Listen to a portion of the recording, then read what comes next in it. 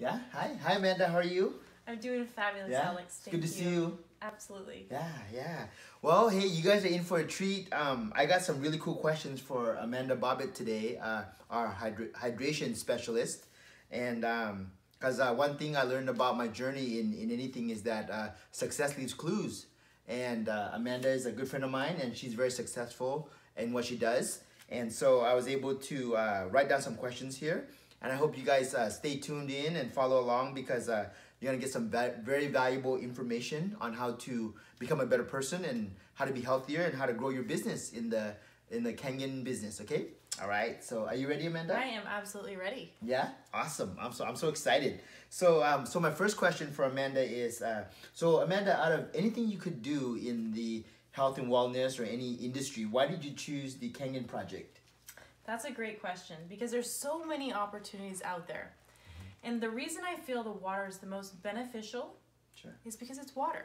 Yes. Everyone drinks water. True. There's so many companies out there. Oh, this supplement, this goji powder, this juice, this electricity, this roof, you know, these things. It's like, but you don't need that. It's not a necessity of life. Water is something everyone knows about and everyone will drink it. In fact, you can't go more than 3 days without it. Yes. So that is why I choose water as a profession, and Kangen water is the best water to drink. Wow, that's awesome. That's why I love it. The best of the best. So, with that thought in mind, as you share your Kangen project, do you promote more of the health or the opportunity end of the project? Because I know it comes with both. So it does, and it depends on your audience. You know, when I first started, all I cared about was people's health. So I went out and I looked for the people that did not have good health. And what I found is it's really hard to motivate the people that aren't willing to be motivated. Usually I've found through my journey of the last 8 years is that there's a reason why people are in that state of poor health. They don't take the necessary actions. You know, there's some people that are sick and, you know, unfortunately that's where they are and that's what life presented to them. Sure. And I've never really found that those people that are, you know, really sick are the ones that are motivated to get out there and do something. So when I first started, I started with the sick people and I found those sick people didn't want to do the business. And so that was one way to promote it, and I did lots of direct sales. My first 100 sales were all direct. Wow. Because I went after the people that needed the water. Sure. When I got a little bit more skilled, I started looking for both. I started looking for the healthy people that are into their health that also want financial future success. And then I tied those two together. And so that's really when I seen the opportunity just shift. And that's when I seen the momentum start really growing. Sure. Wow. That's exciting. The twin of health and opportunity. And along that way, as you're sharing your story, I was curious if someone offered you one, health, or $1 billion account, which would you take? You would want to say health. Wow. And why is that? Without your health, you have nothing. You know, you can have the fanciest car out there, the Ferrari, but if you don't have your health, how are you going to drive it? Yeah. You know, so there's so many people that go out there and spend money on diamond rings and beautiful things, but what about their health? Yeah. You know, where's our insurance policy on our health? That's within our water. Our body is 75% water. So then what you're saying is our greatest wealth is our health. Our best asset is our health. I love Absolutely. it. I love it. I hope you guys are enjoying this so far. Isn't she smart? I love it. You're sweet. I love it. Yes. So my next question is, so in terms of taking people, the new person, because I always gear everything towards the new guy, right? Because at one time we're all unconsciously incompetent until we become unconsciously competent. Kind of like driving here. I didn't think about it, but I got here because of all the years of repetition. And so along that process, when you were sharing your Kangen project, so is it more important, can you share how, is it more important to educate someone about the process or to explain and try to convince them about what you're doing? Can you share with us on that? When you're new, I call that vomiting. When you're new, you get so excited. All you want to do is you want to tell everybody about what you know. Sure. And to a new person that's just hearing this information, they become overwhelmed, and pretty soon you see their body language change, and they're just checked out, and they don't want anything to do with it. Sure. And then they're going to get defensive because they don't believe you, and then pretty soon you get an argument, and then the other person goes the other way, and you never talk about water again. So if you use curiosity and like you that. listen to people Yes. and you find their pain, you find a rapport build. Mm. It's a whole different language. I like because then you're actually listening to the pain, and when they ask you what you do, you solve their problem. Mm. Let's imagine that they have chronic headaches or chronic fatigue, and you're listening to them, and pretty soon they're saying, what do you do? And you're like, you know what? I help people just like you have more energy. One glass of water at a time. I love it. Now it's like I have a piece of chocolate cake, and they're like, well, how do you do that? I want some. Well, I happen to have this unit at my house that gives out hundreds of gallons of water a day. And what I do is I have a water facility at my home office. People come in and out all day long, and I would love for you to come and get some too. Yes. Does tomorrow work good for you? Yes. 2 o'clock in the afternoon work good?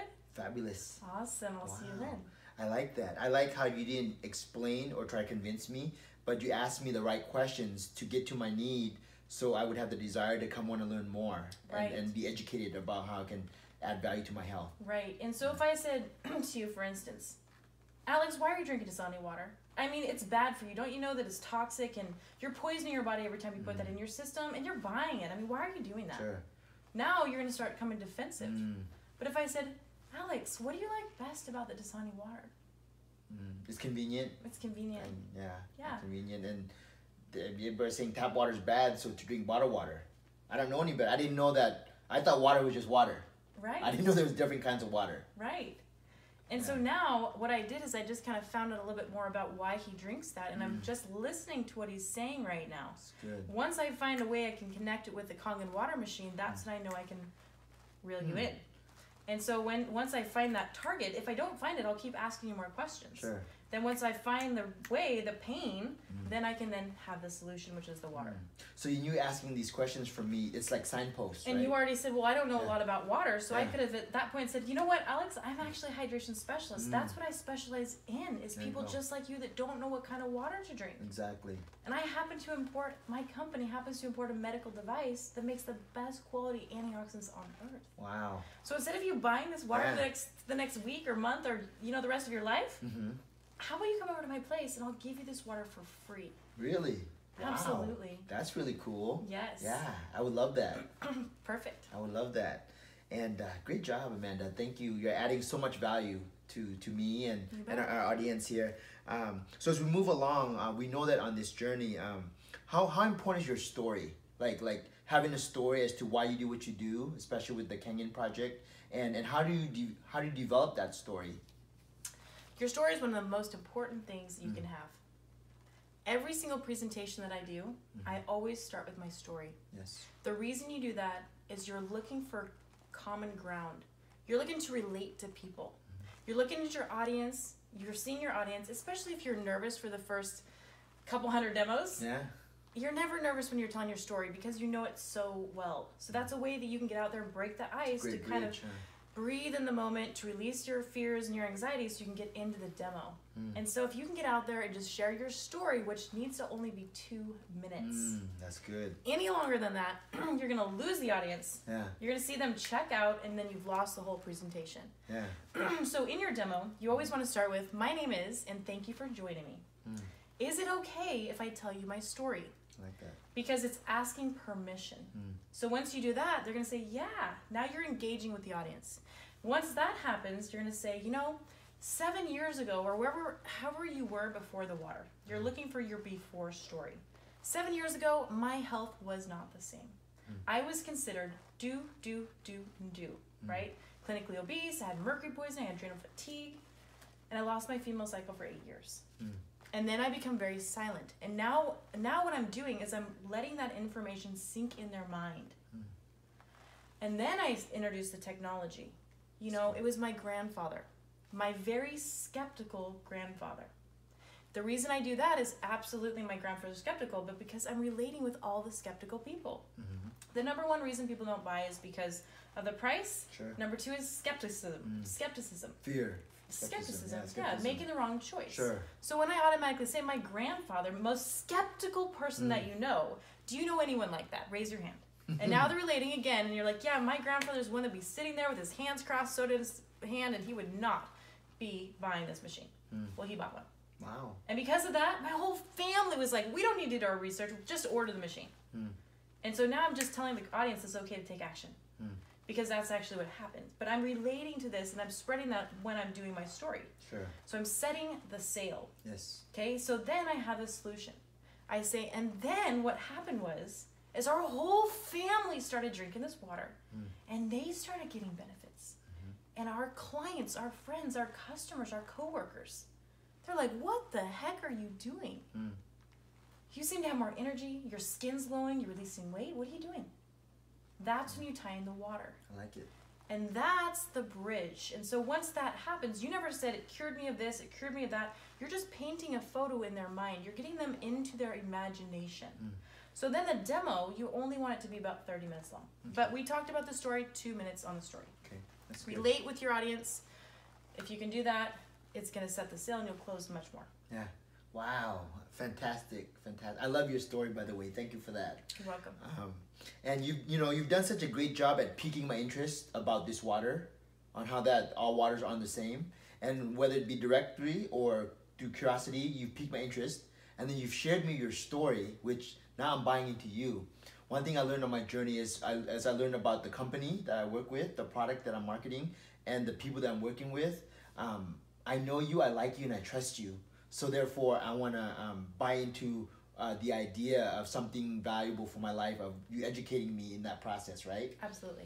And which leads to my next question is, what is the importance of edification? Because just to edify someone that has more knowledge than me, or that I respect and admire, that is very successful in the industry that I want to be good at, how important is edification? It is very, very important. For when you're on stage and you're coming into the crowd, no one knows who I am because they're all new people. Yes. So if you don't have someone going up there to edify you, it's just you talking about how great you are, right? Yeah. But if you can have somebody else talk about how great that presenter is or your mentor is, then it solidifies and it makes the audience feel, wow, that person is amazing. It's not that person saying something, bragging about themselves. It's the other person edifying and lifting them up on a pedestal so that they give instant rapport and authority in the conversation. Yes. And so you've got to learn to do that, and you do it excellent, Alex. Thank you. You do a fantastic job, and that's why you're so successful. And just one day in the business, sold a machine, 2 more on the way tonight, and I'm just excited for you. Wow. Yeah, you're a superstar. Wow, thank you for turning on the light there. You know what I mean? Because one thing I learned in this process, I know we talked about piquing our prospect interest, sharing our story. And then in that edification, I brought up edification because the next thing I realized was really important in the game when you're new is that 3-way call.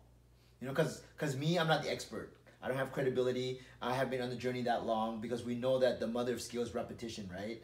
And so, for example, earlier today when I talked to my 2 friends about the water, it came down to the edification. I edified Jose and Amanda, with yourself, and as spoke so highly of you when I made the call.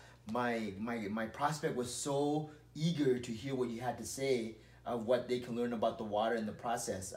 So tell me the importance of connecting the edification with that 3-way call. It's right? Yes, absolutely. Yeah. And so with that 3-way call, the job you have is to make me sound wonderful, right? When I'm on the other line, because I'm skilled at knowing if you have a serious or a curious buyer, that's me. Yes. And so when you put this person on the phone, I can already instantly know within the first 30 seconds to 1 minute if this person's a serious or a curious person, and I can either keep them on the phone or say, Alex, you know what, go find yourself a new person. Keep flipping but the imagine, Alex, if you, because when you're new, you're a little different because you do have some skills and you have a great mindset, but there's so many people coming into this that they don't know they have a curious people, not serious people. Sure. Then they spend all day long following up, getting these people information, but these people aren't even serious. They're just curious, and they're giving you objections to keep themselves from purchasing. So they're gonna say, well, I want some more research. Yeah. And so then you're like, okay, I'll go get some more research. Then you run over to your computer and you're sending them all this research. But you didn't say, well, specifically, what kind of research would you like to have? It's good. Because if you don't specifically know, what are you going to send them? And now you're getting more down to find out why they're not buying. Yeah. Well, if they say, well, I don't know, send me some information on antioxidants. Okay. Was there a certain targeted area in your body you want to know specifically about antioxidants? Sure. Because we're still trying to find their pain. That's good. So the deeper we can go there, then we can get them that little information. But what I've found is they're not after the information. They just don't want to spend the money. Oh. So the sooner you can get to the money Sure. is the objection, the faster you're going to close the sale. I like that. That's good. Wow, I love how there's a process to things, right? Yeah, I know a lot of us get so caught up on the results. We got so hung up on the result. One thing I learned is that as a martial artist, which is something I love and I've been doing my whole life, I learned that if I master the process, the results will take care of itself. And which leads to the next one, which I think a lot of people forget, is the follow-up. And what is the follow-up and why is that so important, Amanda? Most people, unless you're really, really good at closing, are not going to buy on the first time. Sure. It's going to take 5 to 8 times before someone gets involved.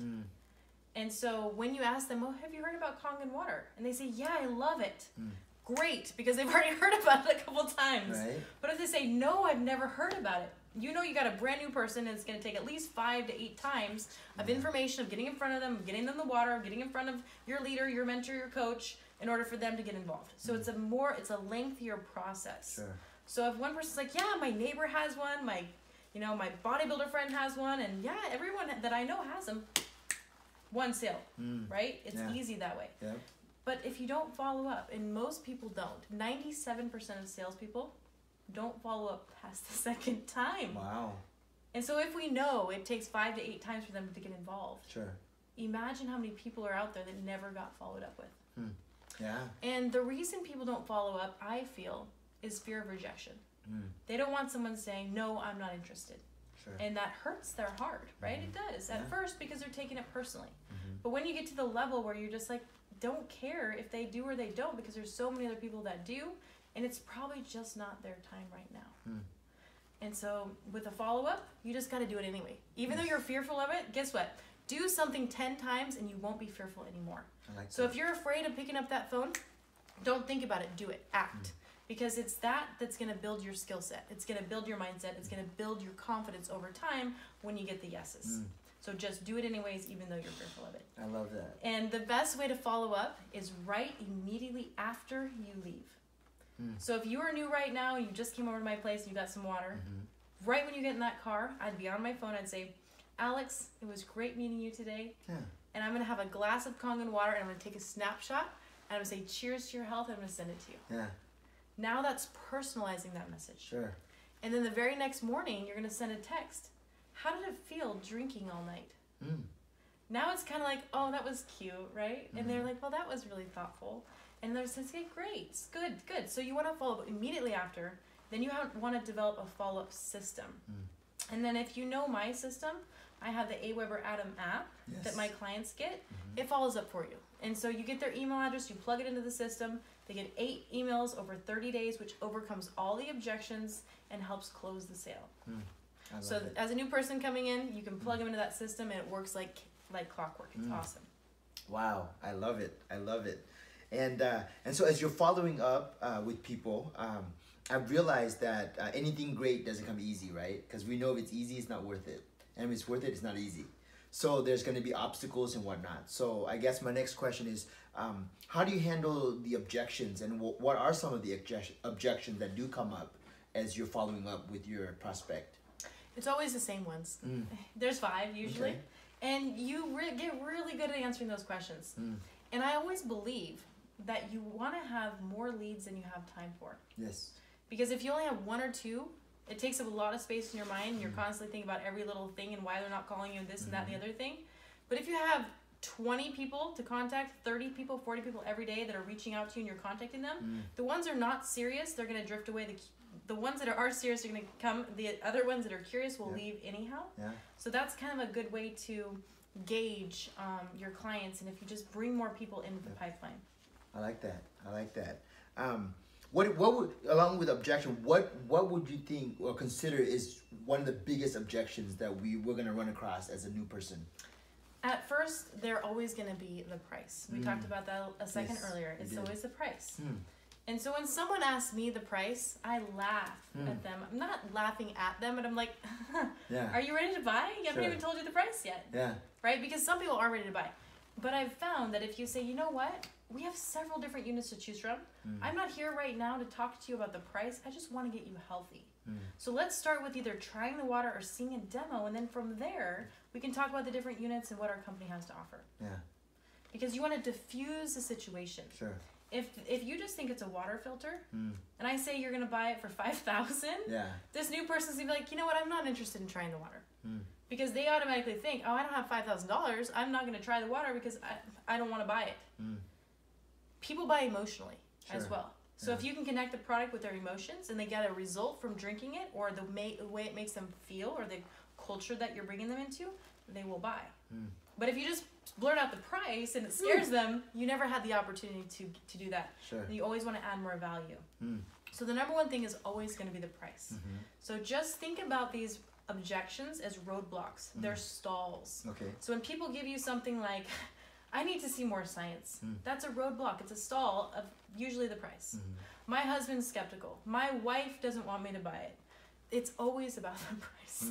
95% about the price. Yeah. And so you always want to appreciate where they're at. You want to say, I appreciate where you're coming from. Because that level minds you. If you get defensive, they get defensive and you lose. Sure. So give me an objection that you think right now that you think a person has given to you. Like either they're busy or Yeah. I'm really busy, you know, to follow up or to go to an event. How do you, like, outside of objection and price, you know, how do you overcome It that one? depends on the relationship that you Okay. have. So let's say the busy one, right? Sure. Okay, so if someone says that they're busy, say, you know what, I can appreciate where you're coming from. Are you busy, or are you to the point where you're productive? Because there's a difference. There's productive, there's a busy. I can be sweeping the floor Sure. and I can be busy, Yeah. but I'm going to teach you how to be more productive in your time so you can have a lot more time. So if I could show you by coming to the seminar tonight Yes. at 4 o'clock that you could have the potential to make more income and have a lot more time. So you Yes. wouldn't have to be busy all the time. You'd be more productive. How does that sound to you? I like it. I like it. And I think you do such a great job at adding value that you'd agree that if you see the value in something, the price tag doesn't matter, right? And I think you do such a great job at adding value to people and not only to people but just educating us about what the product does. So that's really cool. You know what I mean? Absolutely. And so that leads us to this question: how do you close a sale, or how do you close a situation where you've taken a new prospect from piquing the interest to sharing your story to educating about the different aspects of the water, following up with them, and then handling some objections, and now you said a lot of people hardly ever follow up, let alone close. How do you close? First, they must have the desire. Yes. It's hard to sell something to someone that they don't have the desire to buy. I agree. And so the first thing we look for is their desire. Yes. If you ask, how are you liking the water so far? Are you noticing the energy? Oh, I love it. Yeah. Awesome. Now you have a desire because you love it. Yes. But if you're like, I don't really notice anything. Yeah. And then I would say, well, what are you trying to notice? Because now we're trying to figure out what he's trying to find. Yeah. And it might be an objection because he doesn't want to buy. And then he Yeah. wants to go on the water trial forever because he doesn't notice anything. He wants to keep trying it. I've had that so many times happen. Right. So if you learn to say, well, what exactly are you trying to feel, or what are you looking for? And so Yeah. you're like, well, I don't know. Okay, well, if you don't know what you're looking for, we can't find it because we don't know what to expect. And you seem like a pretty healthy guy anyways. You know, most people that I know that are healthy, they might just notice a little more energy. They might sleep better at night. Their skin tone gets a little bit better. But since you don't have, all these health issues, it's probably going to be hard to see the life-changing benefit that the water can bring to those type of people. Yeah. So do you think you have enough information just based on the health in general and keeping your body healthy to get started? Yeah, actually, because I see a lot of value in being on the water for a couple weeks now. So I definitely I'm ready to go to the next step. Good. So. Well, if I would have said something like, well, Alex, and you don't really notice anything, well, let's try to get you on the water for a whole another month and see if that works better for you. And now he's like, yes, I just got free water for another 30 days. And so people use that as a roadblock because they don't want to buy. So you've got to get to their desire. Their desire first, and then you want to find out, already in your mind that it's the price. Yes. So just realize that every objection we're talking about the close, but it starts with the objection. That's good. Because if they don't give you an objection, it's hard to close them. But they have to have the desire. But they usually give you a few objections along the way before you get to the close. Yeah. The best one that I feel is I ask people, have you thought about owning your own unit? That's a close. That's a trial closing question. Yes. You're not asking them, hey, are you ready to buy right now? Because that can be kind of like, oh, no, I wasn't expecting that. Have you thought about owning one of these units? Definitely. Can you see yourself drinking this for the rest of your life? Yes. Can you see yourself taking this on vacation with you? Yes, right? And you're looking for those yeses. And say, great, I'm glad that you see it too. You know, I've got the paperwork right here. It only takes a few minutes. Yeah. And now you didn't ask them to actually sign the paperwork. You just said, I have the paperwork. So now it's up to them. Say, yeah, let's do it. Awesome. Get out your credit card and we'll get started right now. And then look at their pocket and, you know, put out your hand and guide them because that's what they're looking for. And then you just take their credit card and you do the information right there. Wow. Because sales is a skill and you've got to develop the skill. Yes. But it's also an art. And it's almost like a dance with your client. And the better you get at it, the more money you're going to make, the more people are going to help. But it's not easy. It's simple, but it takes practice. Yes, repetition. Kind of like working out. Yeah. So, no, I love it. As I've been working with you, you've put me in this. Amanda has a system in place called the Wealth Workout Program, and it teaches me some of the basic mindset and things to do to grow my confidence and some of the skill sets necessary to grow my business. So that's one reason why we're doing this interview, was to you know, share some of the most frequently asked questions for a new person.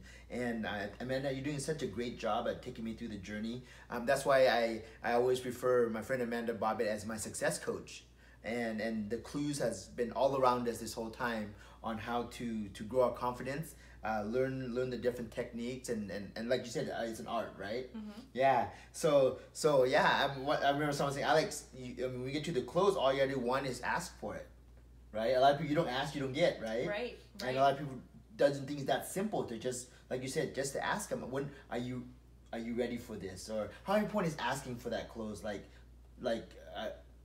always say, just asking for that close. Can you expand a little bit on that?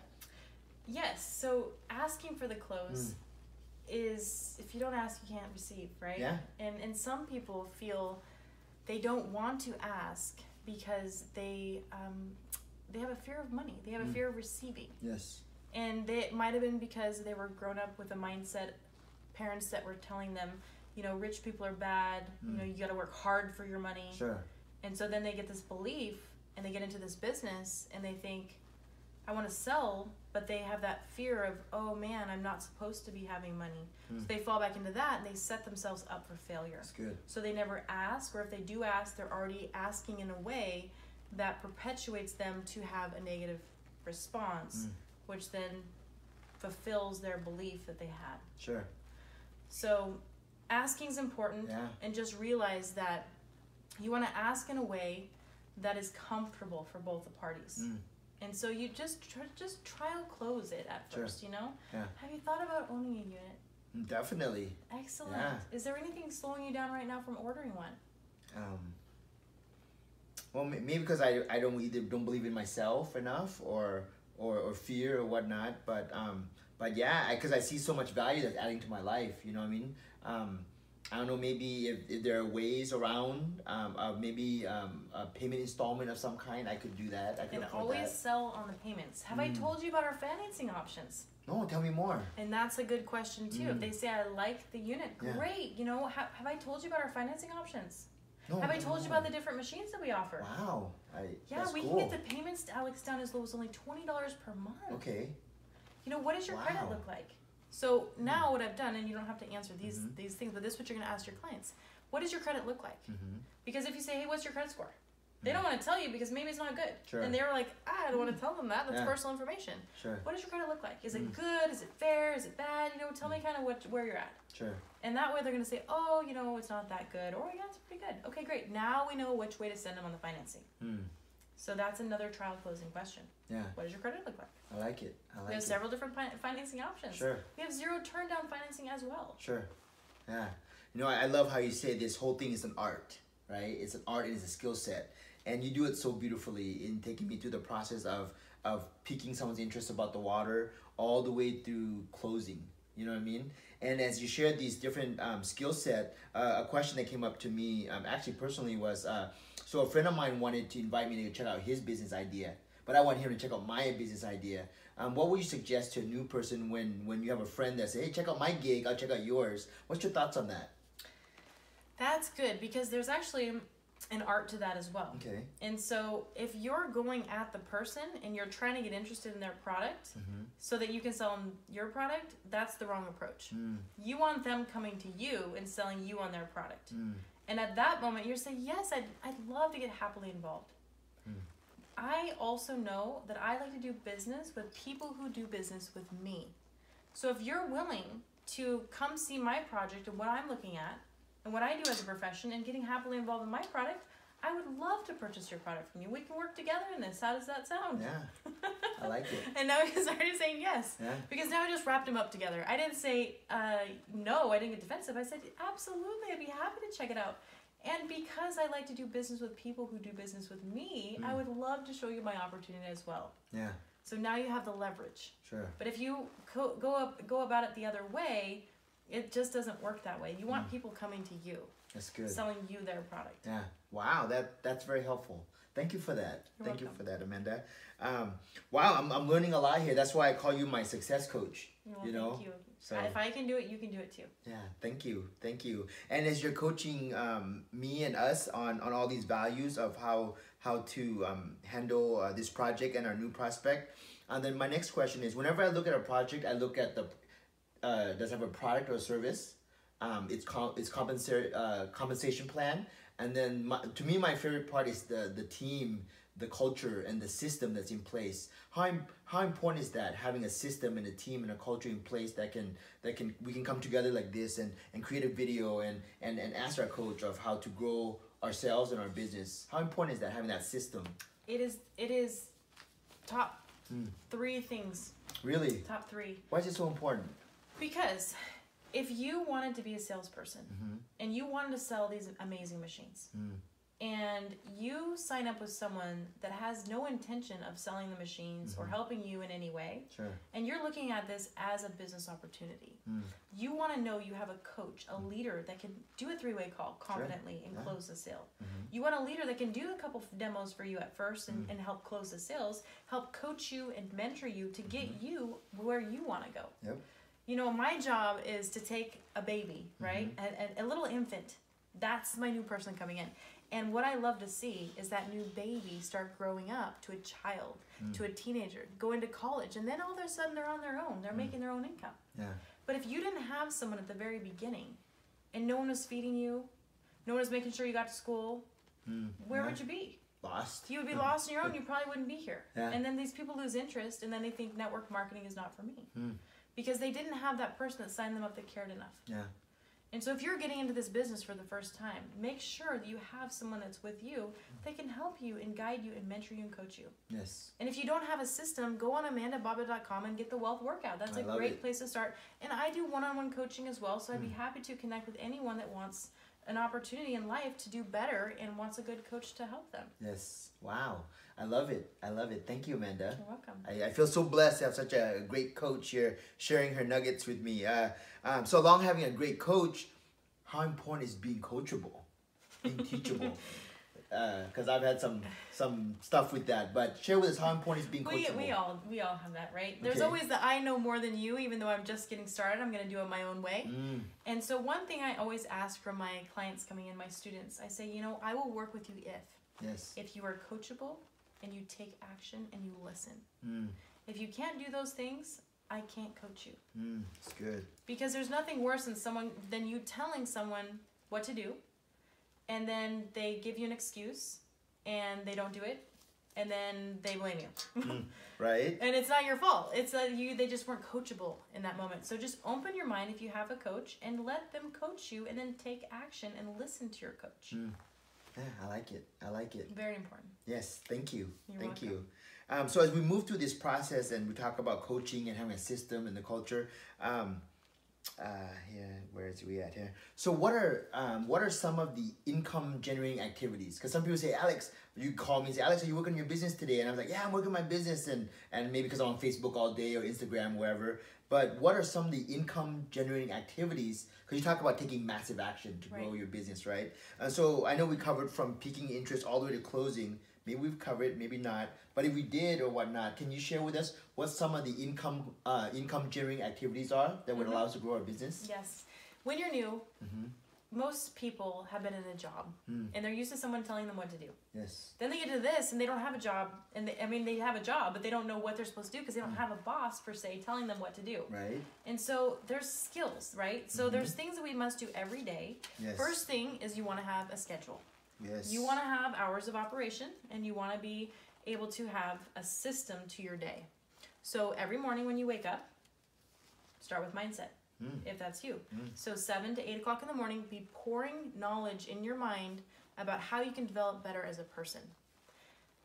That could be from 8 to 9 or 7 to 8, whatever your schedule allows. And then you want to think, okay, what is going to be the best use of my time today to generate more leads? You always want to bring leads into your business. Yes. Whether that be Facebook lead generation, whether that be going down your text messages, seeing who's in your phone, whether that be cold prospecting, going out in the public, going to the grocery store, going to the gym, wherever you're in life, leads are a way of life.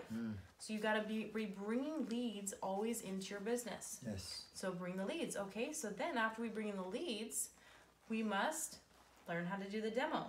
You must present. I like that. And so during your day, you want to have presentations set up. You want to be connecting with your team. Yes. There's team building skills. When you're first off, you don't have a team yet, so you're going to be prospecting, inviting, demo. Then once you start getting a team, then you start teaching your team how to prospect, how to develop that, how to build their front line. Yes. So you want to have a system to your day. You want to have demos. You want to be always bringing new people in, and you want to be following up. Yes. Those are the things we should be doing every day and building for events. Wow. And that will take your whole entire day. I love it. Bringing leads in, I'd say probably when you're brand new, I'd say if you're going to work your business 8 hours a day, 6 hours a day should be prospecting. Wow. Because you got to bring as many people in. Yep. Once you got enough amount of people in, then you can work on the inviting, to get the water, to do the demo, to do the close, to the follow-up, and then duplicate and build for events. That's good. That's good. I love that. So those are the income generating activities that we must learn to do and develop those skill sets. And thank you for sharing that, Amanda. What about the income reducing activities? Ooh, yeah, because sometimes you don't know what you want unless you know what you don't want. So what are the don'ts? I'm busy. People, I'm busy, or right. But it's not producing any income. Exactly. What are those? What are some of those things? And I tell a new person, all right, when you're starting out at this, you're worth $200 an hour. Wow. What are you spending your $200 an hour on? So if you're watching TV, Netflix, cartoons, whatever that might be, and during your business hours, stealing your $200 an hour, that can add up pretty quick. Sure. Whether it's doing your laundry, whether it's going to the grocery store, whether it's washing your car, those are all income reducing activities. Because you can pay someone else $20 to do it, where you can then make $180 an hour. Yeah. And so you want to spend your time in your business, working your business, and all the other things you want to delegate tasks out to others and work more specifically on the things that generate income. So get rid of most of your Facebook stuff if it's not for business. The television, throw it out the unless it's, enjoyable time and it's after hour work and it's not during your business. Yeah. But you want to get rid of those income reducing activities. I love that. When you're driving your car, sure, instead of listening to music, listen to something that's empowering you. Sure. Motivational. Yeah. Pumps you up while you're driving around looking for your next prospect. Right? Yeah. That's awesome. Wow. I love that. I love that. So those are some of the do's and don'ts in terms of income generating activities. So I hope you guys got that. Which leads to this, Amanda, I call DMO. What are some of your daily method of operation? I think you touched on a little bit of it when it came to income generating activities. But for you specifically, I would love to hear what like on a daily basis, what are some of your rituals and the things you do to prep the day and get you in in prospecting and business mode. So I call you DMO, your daily method of operation. What would you say? I'm very routine. Okay. I wake up every morning about 6:30, 6:30. I usually jump in the shower. I like to do quick showers, and I'd like to get ready real quick. But while getting ready, I like to listen to information. So I like to do podcasts. Jeffrey Combs. I have this new gentleman I'm following now, Dan Locke, who's really good. So I've just been pouring my mind. You know, he's got a lot of content out there, so I just listen. Yes. And that's while I'm getting ready. So I like to do two things at once. Okay. So I bring my phone in the shower, turn it up, listen. And then after that, I usually get coffee first thing. I have alkaline, detoxifying, non-dehydrated coffee that I drink in the morning, and it goes right along with the water. Put the water in there. And then I get on the computer. So around 8:30 in the morning, I have a Shopify store, so I go down and see all the orders for the day.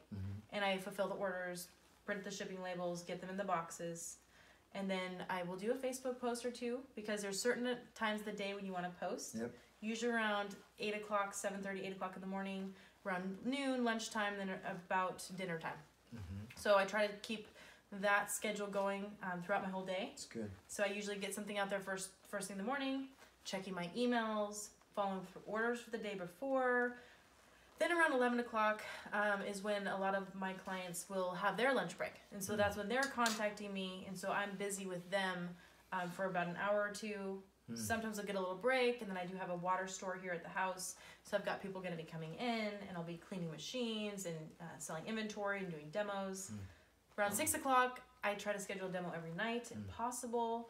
And that way I'm always in action. Sure. And so that's pretty much my everyday. Yeah, wow. And I do have time for myself. Sure. I usually will go really hard because I know the business and I know the times of the year when it's busy. And so I go really hard about now till about September, October. And then it slows down a little because I do. Right. It's cold and I don't like the cold. And so then I hibernate. Right. And then I come back out. And so that's really how the flow goes. So right now it's all out massive action, and then I will take a break. Wow, I love that. I think in any training, my coach always asks 90-day blast, right? You go 90 days, hardcore, and that's the beauty of being an entrepreneur, isn't it? We get to control our own schedule. I think our boss is the schedule book. If the calendar's blank, and I like my coach asks if your calendar's blank, you better book that calendar. You know what I mean? So that's right. I tell my clients, if they're complaining that they're not having enough leads, or they don't have any demos, well, let me see your calendar. Let me see what you've been doing all day. Good. All right, then they don't have any appointments in there, and they don't talk to anybody. So what do you expect? Yeah. I love that we can document this, because one of my coaches says, Alex, documentation always beats conversation, right? As much as I'm loving this conversation, I know we're documenting this, and as we bring the things back to full circle, I can't help but bring up this perspective on mindset. Like, I see it resonate through you throughout this whole interview. How important is mindset, and what kind of mindset should you have as an entrepreneur as you pursue your dreams in this project? Whatever you focus on is what you get. Whatever you focus on is what you get. If you focus on debt, you're going to get debt. If you focus on results, you're going to get results. If you focus on negative things in your life that don't serve you, that is what you're going to keep seeing over and over and over again. Yes. So what you want to do with your mind is you always want to think about the positive, where you're going. Don't think about the negative things in your life. And so that's one of those things with mindset, is so many people listen to those little subconscious little guys in the back of their head that says, you're not good enough, don't do this, it's network marketing, it's MLM, it's a scam, it's a pyramid, blah, blah, blah, blah, blah, blah, blah, blah, blah.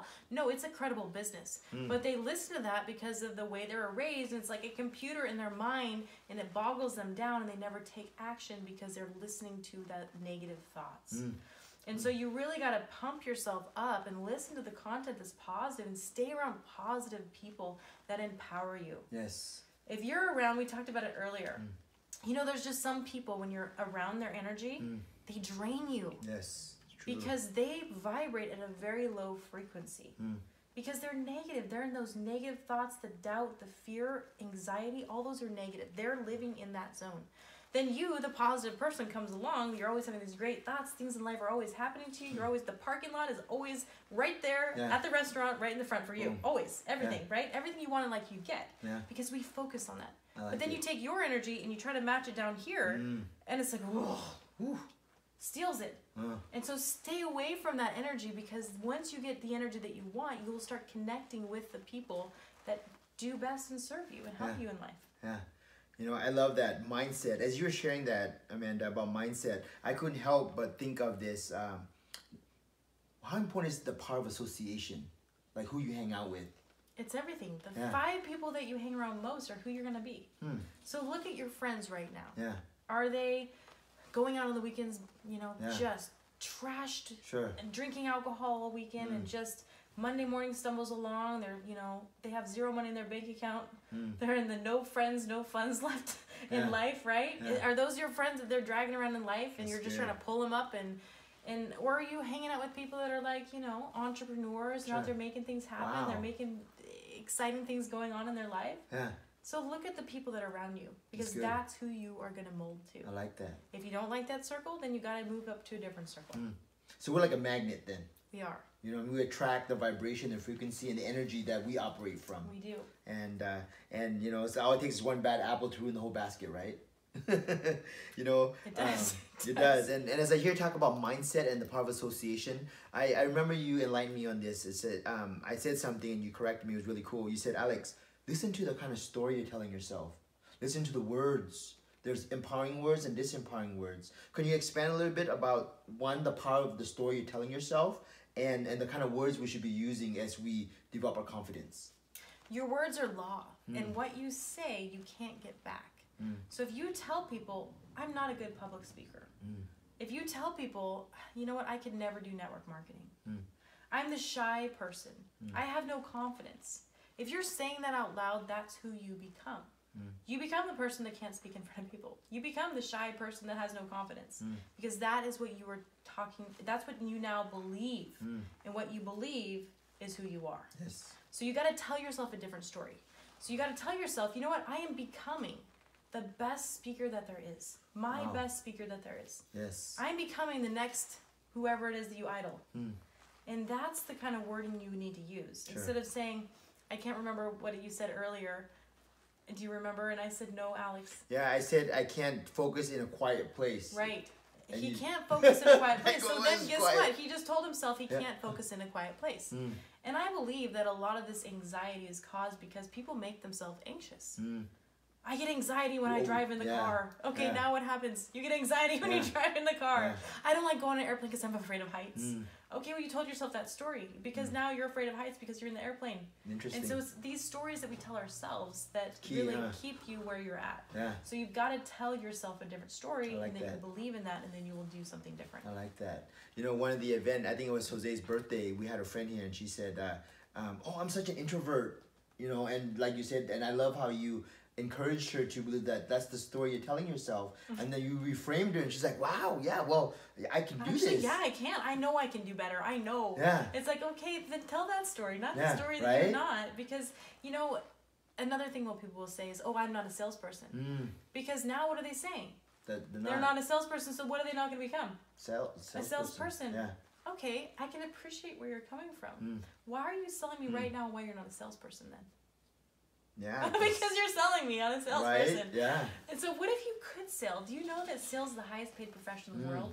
And if I could teach you to get rid of that little limiting belief that you have there, and you could really empower yourself and make some extra money on the weekends, would you want to join me? Yeah. Awesome. Why not? Good. Yeah.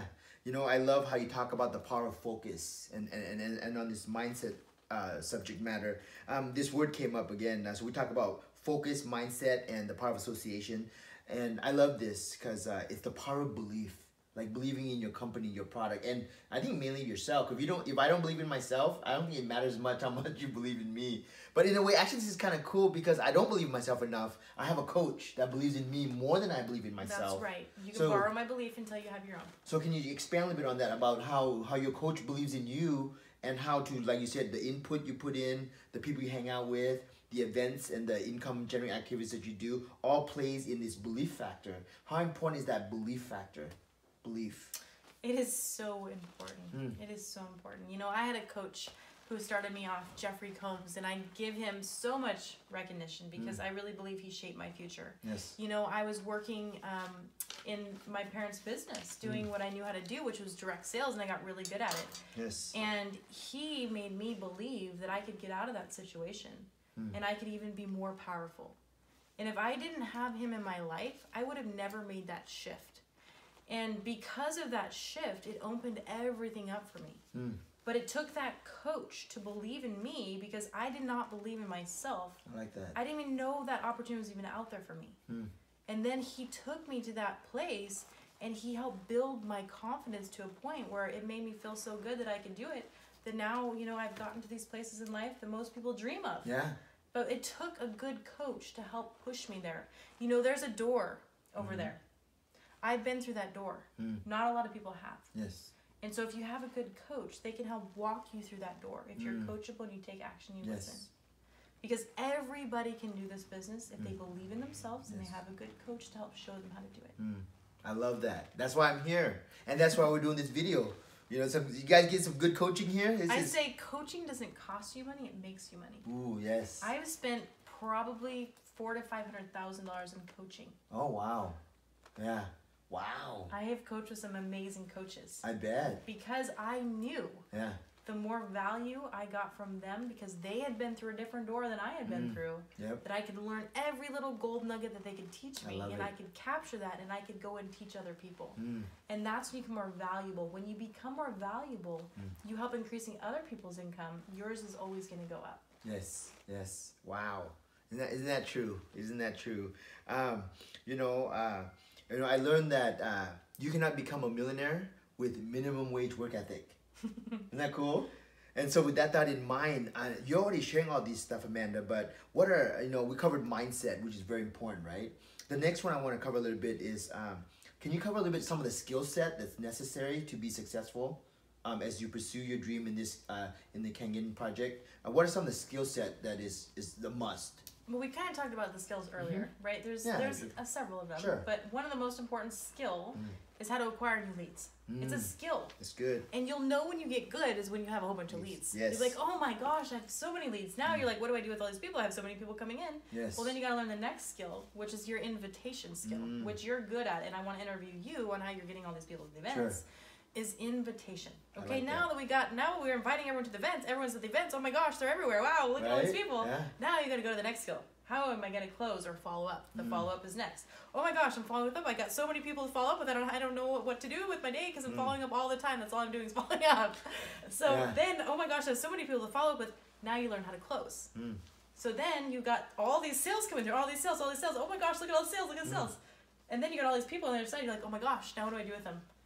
Now you got to learn how to duplicate. Wow. And so now you got to learn, okay, I got all these people over here and I got to teach them what I learned. So then it's a sales cycle. So now you got all these people that were through the pipeline all the way. Now they're over here. Now they start. And then you come back around, you build the leads back in the pipeline, and then you follow up and you close and you duplicate and same thing over and over and over and over. So sales is a cycle. Yeah. So the more people you get in, the more people you can invite, the more people you follow up, the more you close, the more you duplicate, and then the more results and momentum you're going to have. You know, I love that. That's why I'm here, because I learned that people don't follow beggars or needy people. They follow leaders. And leadership is influence, isn't it? It is. Know, we've heard guys like John Maxwell and Tony Robbins.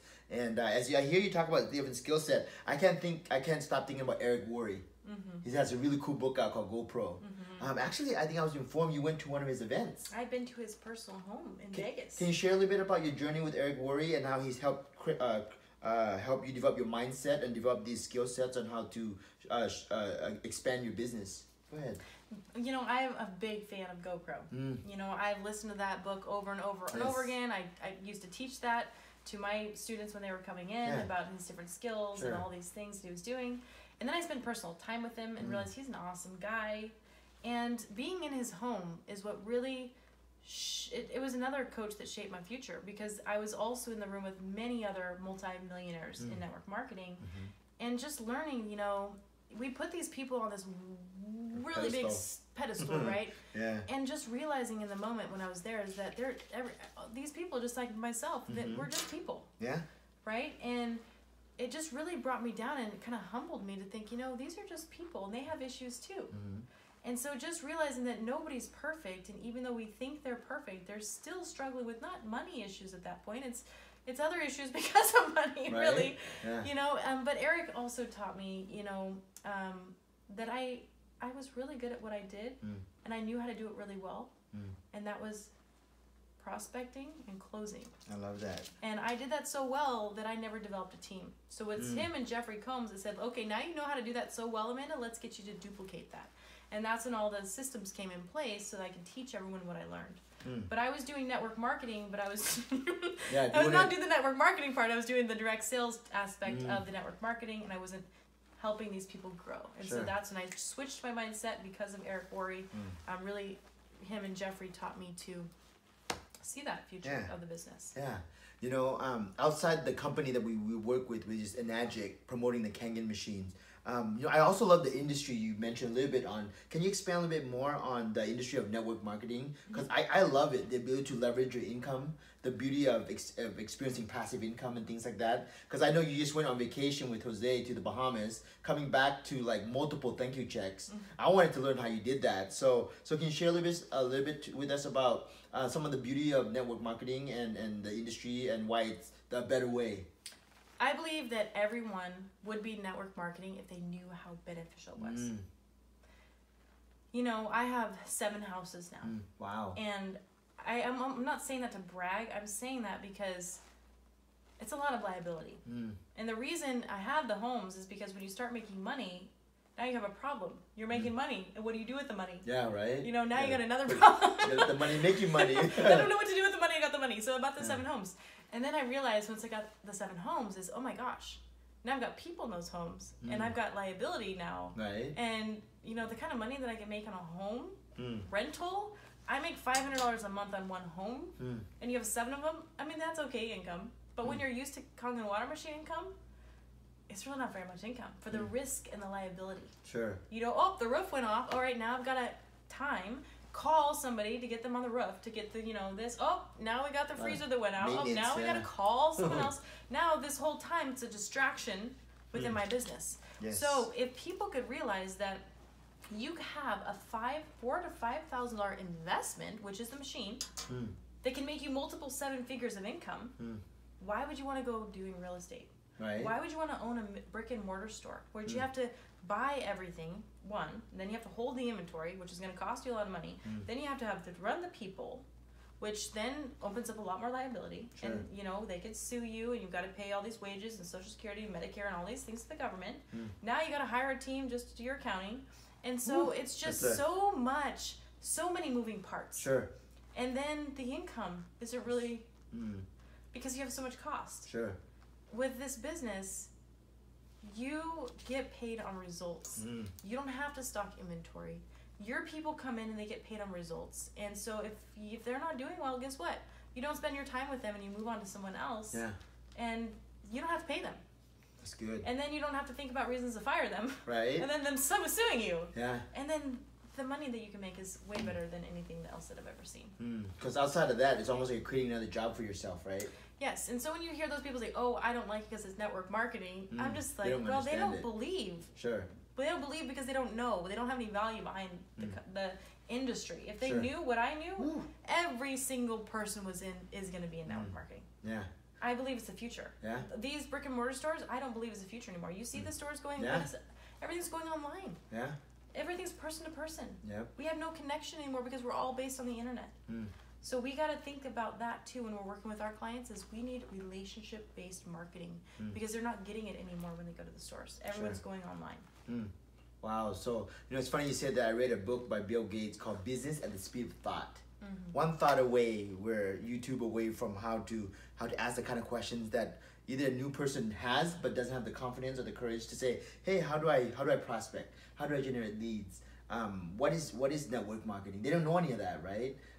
Because you don't know what you don't know. So I have this acronym. It changed my life. It's called MAWA, M-A-W-A. Make aware what's available.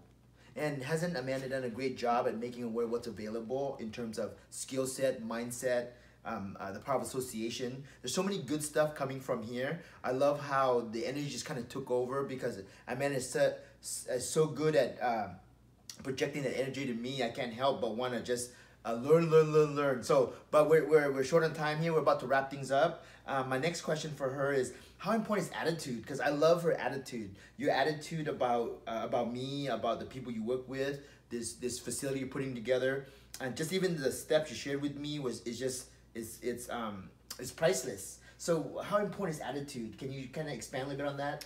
Your attitude is everything, because you have the choice. You can choose to have a positive attitude, or you can choose to have a negative attitude. It's your choice. Interesting. I have a choice on that? You have a choice.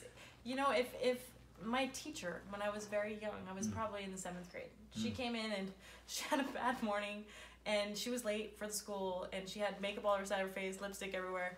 And she said, you know what, I'm here, and I'm glad to be here. And she gave no excuse. She says, because I had the ability to have that positive attitude. I could have let it ruin my morning and say all these negative things about how horrible and give excuses, but she chose to have a positive attitude. I love it. So you choose. Yeah. If you want to make something positive or you want to make it negative.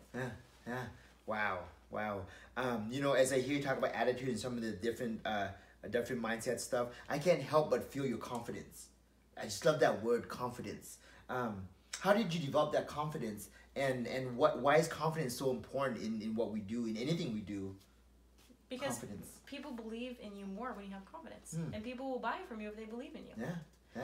And they will trust you more if you have confidence as well, because they know if someone comes up to me and says, you know, network marketing is a scam, or you know, that machine's too expensive, or whatever it is. Well, first off, they don't say that to me because I have such confidence that they know I believe in my product, and I don't get those questions because I am confident. But at the beginning, I used to get them all the time. Yeah. And so confidence is just meaning the more you do it, the more confident you get. Yeah. That's it. The more you do it, the better you get, the more confident you get. And then people recognize that, and then you believe in it, and that builds more confidence. And that's just how confidence is built. Yeah. I love it. You know, I was actually really nervous doing this interview because it's kind of one of my first. I told Amanda she can do this in her sleep because she's such a professional at it. And I love it. Which gets to the next subject matter, believe it or not. As I see this attitude and this confidence about you, most people don't have that because they haven't done the reps that you've done, right? That's why I love the wealth workout mindset that you have available for us online on how to teach us on how to overcome those things. Which gets to my next question is, what role does fear play? This thing called fear, like what role does it play within our own identity or within how we view ourselves in the business that we're in? Tell me more about fear and how it can serve us or keep us from our goals. We all have fear within us somewhere. And let's just go back to a scenario when you were young. Let's say you were walking by a stove and it was hot. And your mom says, don't touch the stove, it's hot. Okay. And you touched it and it was painful. And you're like, oh my gosh, I'm not going to touch the stove anymore. Okay, so now relate that to your business. Yes. You go out there, you talk to a prospect, and they say no. Yeah. Ooh, man, that was painful. Yeah. Now, what do you want to do? Do you want to do it again? No. Do you want to put your hand on that hotbed? No. Yeah. And so that's what happens. It's that the fear comes from pain because of rejection in our past. Yeah. And so we've got to disassociate ourselves from that experience. Yeah. And you've got to learn to let these things go. The people that are around you, your family, your friends, are the ones that are going to impact you the most.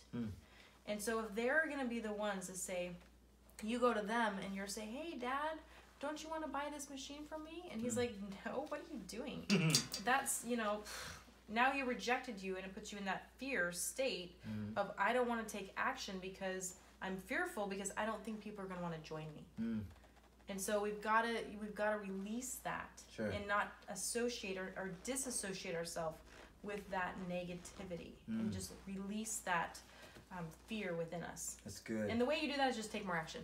Okay. The more action you take, the less fear you're going to have. I love it. You know, I noticed we all have a common enemy called fear, right? Have you heard of any acronyms for fear, like FEAR? I'm sure you have. Right? I'll share my favorite one, since we're on time thing here. False evidence appearing real. There you go. Or false expectations appearing real. Yeah, So once you overcome that fear and bringing it all together, I hope you guys are learning a lot, and I hope you guys are loving this. My next question is, so what advice, Amanda, would you give to a new person in bringing all this together, some of the questions I've asked? If you were to give a new person like myself advice on how to develop a certain mindset or skill set on how to pursue a successful Kangen business, what would you tell a new guy? What would you tell a new person? What advice would you give? The number one thing is invest in yourself. It's good. Listen to your coach, your mentor, and follow a system. Okay. When you do that and you go out there and take action, you're coachable, you're going to have the world. Yeah. Yeah. Wow. But you must plug yourself into something that is valuing you. So you want to have content all the time floating in your mind. Wow. I love it. And stay focused. Ooh, that's good. Thank you for that focus. I see a lot of people come into the business. They'll be in here for 3 months. They'll take so much action at the beginning, 6 months action. After 6 months, they're like, you know what? I didn't really succeed the way I wanted to. And they quit. And that is the moment right there, 6 months into the business, where they would have seen the most success if they just stayed with it a little longer. Just a little bit longer. Yeah. But they couldn't stay focused enough to do it because they just thought they couldn't handle it. Yes. You know, and they let it go. They gave up too early in life. Wow. And then they go on to the next project and they do the same thing. Yeah. And then they go on to the next, and they're jumpers is what I call those people. They're just jumpers because they didn't stay the course long enough to get results. Wow. It takes time. It takes skills. But you got to go out there and take action. Yes. Yes. Wow. Thank you. Thank you. That's good stuff. Hey, new guy out there somewhere, I hope you got a lot of value from that. Stay focused. That's what I'm working on too. So we got one more question. I hope we didn't take too much of your time, but the last question I have is, I've learned that if you love what you do, you don't have to work a day in your life. Isn't that true? Right? I didn't realize I was working, Alex. Yeah, right? This felt work for a while here, but when I see you doing it, I don't feel like you're working. I'm not working. Because you're such a master at all the different skill set that you've shared with me, whether it's getting leads or prospecting or closing, and you do it in such a fun way where I want to be a part of your culture and your team, because I'm like, I want to belong to something that, a part of something that brings greatness out of me. You know what I mean? And you are, and I see it in you. It's awesome. Yeah. So thank you for that. And as you're not working because you love what you do so much, what are some of the favorite things that you've got to experience or enjoyed on your Kangen journey? What are some of your favorite moments, if you were to share our audience, of bringing it all together for us and land this bad boy here? You know, my favorite thing in life is seeing you succeed. That makes me feel good. Yes. And I might be addicted to that feeling of seeing other people's success. That's just me. And so I do this because I want to see you succeed. I want to see your people succeed. Sure. And so I, in a way, will work myself all the time because I love it. And it's not work. It's fun. It's play. It's reward. It's like living the dream, you know? And we get to have time freedom. Yeah, I don't have to be doing this right now, but it's fun. Isn't it fun? We've been laughing the whole time. Yeah. You know, tomorrow I've got demos set up. It's fun. If I don't do a demo, I feel like I'm not serving people. Wow. And so this is not work. This is living the dream. This is having the lifestyle you want to live and helping people at the same time achieve their goals and their dreams. And that fulfills mine. So wow. I don't know what work is. Yeah. No, did you guys get that? As Amanda shared that, I can't help but ask this one goal. This is the extra credit for you, okay? If you guys blink, you've missed this one. And it's the power of goal setting. Like, why are goals so important? Like, I know you're like, Alex, this is not work. I love doing this, and this is my favorite thing is helping people. And so I couldn't help but think of the word your goals. Like, I remember you sharing with me, your first question you asked me was, Alex, what are your goals? Like, what do you want out of this Kangen project? And then I shared you some either with financial or spiritual or material goals. Would you share with us in closing here of the importance of goal setting and why are goals so important in this journey? If you don't know where you're going to go, how are you going to get there? Interesting. That should have been the first question I asked. If you don't know where you're going to go, how are you going to get there? Right? And so when you're getting in here, if you have no goal, then you have nothing to base your results on, and you're not going to probably do anything. And so imagine yourself getting on a plane. Okay. Where are you going? No destination. You gotta go somewhere. So at minimum, I will create the goal for you. So if you say I don't have a goal, well, if you did have a goal, what would that be? It's good. See how you open people up? Well, I can appreciate that, but if you did have a goal, what would that be? I mean, an extra $2,000 to $5,000 a month. Does that seem like a good goal? Yeah. Excellent. So now, once you got the commitment, now I'm going to show you how to do that. Yeah. Then you have a certain plan. Sure. All right, we're going to get 10 people on the water. 10 to get the 3. And then that's going to give you an extra $1,500 a month your first month. Then because you're higher rank, the next month you're going to receive about $3,000 to $5,000. How does that sound? I love it. Great. Get out your phone book. Get out your phone. Let's go through your contact lead. Yeah, wow. And so that's how you do it. You've Yeah. got to have a goal. So when you're sitting down with your new clients, your new customers, your new mentorees, ask them their goal. And if they don't have one, have a reasonable goal that you can help them with. Yeah. And if you see these people that are like, oh, I want to do $100,000 my first month, those are overachievers, which is good in a way, but then what happens when they don't make that goal? You're discouraged. It's like a big hot air balloon and Deflates. Huh? and then guess what? You don't want to do it anymore. So when you're with that person and they say, oh, I want to do 20 machines my first month, okay, well, that's awesome, but let's start a smaller goal and let's reach that one first, which then builds your confidence so then you can get to the 20. And so that way, if you start with the 20, don't make it, it actually ruins your confidence. So that's another way to build confidence within people. Yeah. Start with small goals and build the goals up. Yeah. Yeah. You know, Amanda, thank you so much for this. You know, in terms of goal setting, I just realized that my goal was to create a YouTube video for any audience out there that's listening that wants to become a better version of themselves and to have a more enjoyable and fun Kangen journey. There's more to come. So stay tuned. Amanda and I will be having many more of these kind of cool interviews where we can educate, enlighten, and just add value to your life. So again, that was goals, and I'll set more goals from here on out. Amanda, thank you so much for your time and for your coaching. And I love you and I appreciate you, and I look forward to doing more of these things with you again. Thank you. Awesome. You're welcome. And I just have to say one thing about you. Yes. Is you are a very special individual. Thank you. And I see so much greatness within you, and I'm so excited where this is going to go.